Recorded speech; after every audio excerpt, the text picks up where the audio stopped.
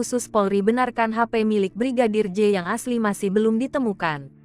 Tim Sus Polri membenarkan bahwa handphone, HP, atau ponsel milik Brigadir Yosua Huta Barat alias Brigadir J masih belum ditemukan. Hal tersebut sekaligus menanggapi temuan Komnas HAM yang menyatakan ponsel Brigadir J masih belum ditemukan. Dedi mengakui bahwa ada 2 ponsel milik Brigadir J yang telah disita oleh tim Sus Polri.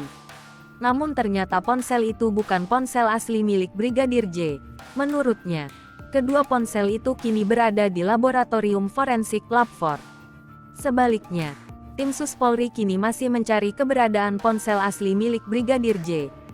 Diberitakan sebelumnya, Ketua Komnas HAM Ri Ahmad Taufan Damanik menjelaskan terkait indikasi adanya obstruction of justice terkait tewasnya Brigadir Nofriansyah Yosua Huta Barat alias Brigadir J pada tanggal 8 Juli tahun 2022 di rumah dinas Irjen Verdi Sambo di Komplek Polri Duren 3 Jakarta Selatan.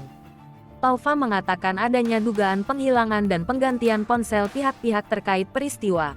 Ia mencontohkan, beberapa ajudan Sambo diambil ponselnya pada tanggal 10 Juli tahun 2022 kira-kira sekira pukul 1 waktu Indonesia Barat atau setelah tewasnya Brigadir J. Kemudian, lanjut dia, Baradae sempat dikasih ponsel jenis baru pada tanggal 19 Juli tahun 2022. Hal tersebut disampaikannya saat RDP dengan Komisi II DPR RI di Kompleks Parlemen RI Senayan Jakarta pada Senin tanggal 22 Agustus tahun 2022. Ia pun mengusulkan DPR dapat menanyakan terkait hal tersebut dalam RDP dengan Polri mendatang.